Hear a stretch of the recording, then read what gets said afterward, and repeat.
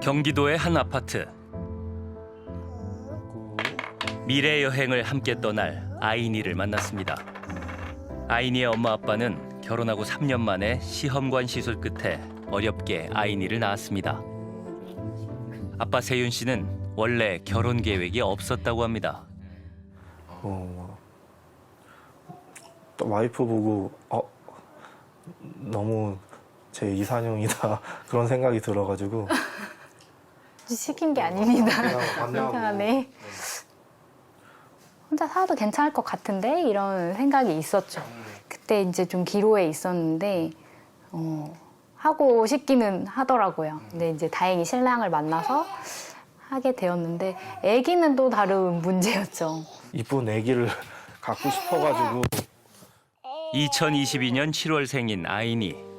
아니야, 빵. 그의 태어난 아기 24만 9천 명 중 한 명입니다. 해븐지. 아이니가 태어나기 전부터 대한민국은 저출산 이슈로 떠들썩했습니다. 자연스럽게 아이의 미래도 걱정된다는 부부. 저희가 다 늙은 고연령층이 대부분이고 젊은 사람들은 되게 적을 거 아니에요. 그래서 그 사람들이 그 우리나라 경제를 받쳐줄 수 있을까 그것도 걱정되기도 하고, 저 같은 경우는 해외 주식 같은 거 아이니 명의로 해가지고, 그러니까 나스닥 유명한 회사들 조금씩 사들여가지고 미래 준비를 지금부터라도 해주는 게 낫다고 생각을 해서 조금씩 해주고 있습니다. 왜 한국 주식은 안 하고? 그 아시잖아요. 우리나라 좀 아기가 2060년 정도 되면 몇 살이에요, 이게? 22년생이니까 38? 그거밖에 안 됐구나. 내 나이인데? 2060년 아이니의 나이는 만 36. 지금의 엄마 나이가 됩니다. 그때도 지금처럼 초저출산과 초고령화 현상이 유지된다면 2060년에 대한민국에서 사는 아이니의 삶은 어떤 모습일까요? 통계청 추정 2060년 대한민국의 총 인구는 약 4,200만 명. 엄마의 예상대로 혼자 사는 아이니. 빈집을 감시하는 드론의 경고음으로 하루를 시작할지도 모릅니다. 서울시 아파트의 5%는 매수자가 없어 방치됩니다. 거리에는 고령자와 휴머노이드 로봇만 보일 뿐. 기후위기로 인한 자연재해와 감염병의 위협이 빈번해졌지만 재난 대응 인력은 언제나 부족하고 출동대원도 피해자도 고령자입니다. 생산 연령 인구가 급감한 나라에서 부족한 일손을 채우는 건 휴머노이드 로봇입니다. 뉴스에선 언제나 혈액 부족을 호소합니다. 고령층 수요자는 넘쳐나는데 헌혈을 할 청년층은 없습니다. 인구가 적으니 출근길도 한적합니다. 텅 빈 플랫폼, 지옥철은 옛말이 됐습니다. 대중교통 운행이 47% 감소했고 운행하지 않는 지역도 늘어났습니다. 학령기 아이들이 없으니 문화시설이 줄고 도시가 삭막해집니다. 아기의 탄생은 온 국민이 축하해야 하는 소식. 지역 내 출산을 알리는 서비스가 등장했습니다. 2060년은 오늘의 선택이 낳은 결과입니다. 엄마들을 만났습니다.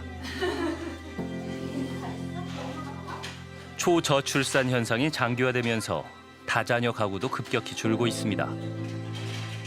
둘째를 그러면은 먼저 둘째는 계획은 어떻게 되세요?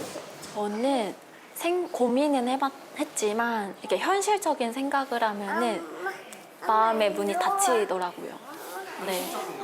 이제 뭐 금전적인 거라든지 이제 애가 둘이 생기면 당분간 제가 몇 년 동안 일을 못 하잖아요. 근데 그랬을 때 이제 외벌이로 사는 것. 금전적 지원으로는 해결할 수 없는 현실적인 문제들도 다양합니다. 저 같은 경우는 장염에 걸린 적이 있었는데 너무 아파가지고 병원에 가고 누워있고 싶은데 아기 아직 어린이집에 안 갔을 때였거든요. 근데 아무리 좀 친한 사이래도 그거는 좀 눈치 보이고 미안해서 그냥 30분 거리에 사는 친정 아빠를 오시라고 했었죠.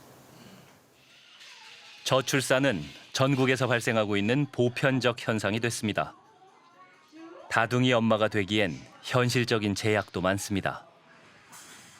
그래서 저희 때는 뭐 어른들이 둘째도 낳고 셋째도 낳고 하는 게 동네에서도 같이 이렇게 애기를 좀 봐줄 수 있고 이런 게 꼭 가족이 아니더라도 그런 좀 사회적인 분위기가 그렇게 될 수 있었던 것 같은데 지금은 사실 뭐 시부모님이나 친정이나 아니면 이렇게 아니면 첫째 이상 둘째, 셋째 낳기가 정말 어렵거든요. 요즘은 출산 이제 연령이 이제 많이 높아졌잖아요. 그러다 보니까 엄마들이 이제 둘째를 낳을 때 되면은 거의 고위험산부가 되어 있는 경우가 많으니까, 네. 그래서 조리원에 가면 제가 31살에 애를 낳았거든요. 근데 거의 제가 막내예요. 네, 다 저보다 언니가 많고 그래서 이제 저도 둘째를 생각하니까 바로 고위험군이 되는 거예요. 이런 결과로 만들어진 합계 출산율 0.72란 100명의 인구로 생각하면 여성 50명에게서 36명의 아기가 태어나고 그 36명 중 18명이 낳은 아기는 13명. 100명의 인구가 3세대 만에 13명이 됩니다. 인구의 변동이 저렇게 흘러갈 거는 그거는 이미 정해져 있습니다. 근데 그 여성의 숫자는 이미 태어난 사람들이 앞으로 한 30년 뒤에 아기를 낳아주는 거니까 그래서 그 숫자도 이미 정해진 거예요. 그래서 지금부터 30년 따져보면 2055년, 60년 요때까지의 인구 변동은 이미 정해져 있어요. 이 정해진 미래는 단순한 인구 감소의 문제가 아닙니다. 인구 구조가 항아리형에서 역피라미드형으로 변동되면서 부양할 사람은 많은데 일할 수 있는 청장년층은 적은 구조가 됩니다. 경제 위기와 0%대 성장률에 허덕이는 대한민국. 경제 규모 세계 10위를 자랑하던 시절은 역사 속으로 사라졌습니다. 고령자나 로봇으로 대체할 수 없는 직종에서는 외국인 노동자를 고용할 수밖에 없습니다. 가장 귀한 대접을 받는 이들은 역시 청년들. 하지만 일할 청년은 없습니다.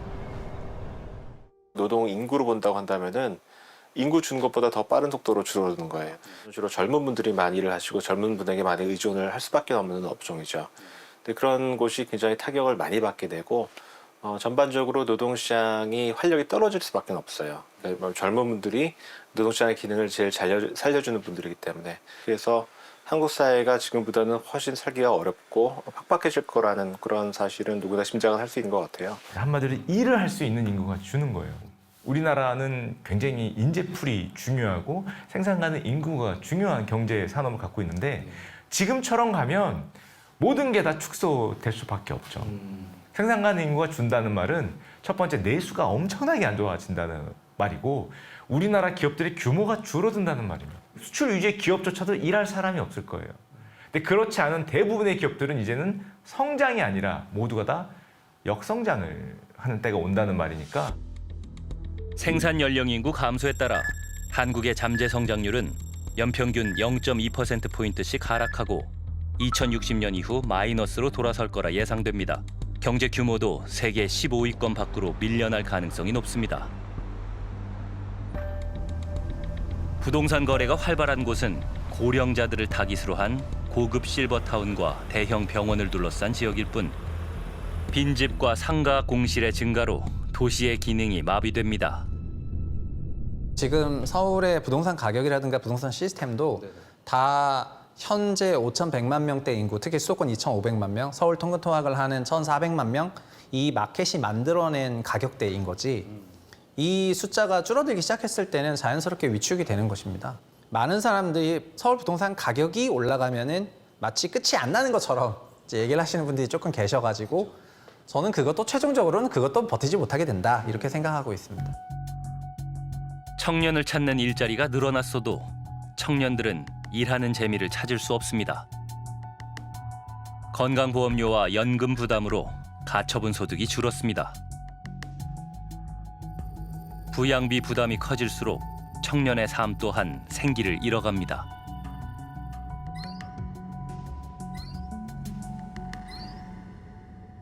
이제 문제는 부양비거든요. 근데 그분들을 부양할 수 있는 현재 유소년이나 아니면 생산 가능 인구가 적은 것도 이미 정해져 있는 거예요. 그 청년들이 내는, 그러니까 처음에 받는 세전 소득도 낮지만 그 다음에 지금보다 훨씬 더 건강보험료라든지 연금이라든지 내야 될 금액들이 늘어나게 되면 실제로 이 청년들이 쓸 수 있는 가처분 소득은 되게 줄어들 수 있는 거죠. 소위 헬조선이란 말이 다시 유행할지도 모릅니다. 청년들은 양극화된 도시와 생기가 없는 노동 환경에 지쳐갑니다.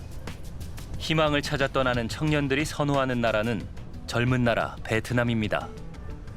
아직 마음을 정하지 못한 아이니는 친구들을 배웅합니다. 청년들이 떠난 2060년의 대한민국, 초고령 사회의 악순환은 반복됩니다. 국가의 인구의 미래가 정해진 거지 우리 사회의 미래가 정해진 건 아니고 내 개인의 미래가 정해진 게 아니다. 그래서 우리는 이제부터 인구가 이렇게 정해졌더라도 사회가 잘 작동하게 바꿔주면 된다. 그래서 제가 이야기한 그 모습이 나중에 봤더니 한 100년 후에 어떤 서울대 교수 한 사람이 우리나라가 이렇게 될 거라고 이야기했는데 다 틀렸더라 라고 나와야 제대로 된 사회로 가는 거다.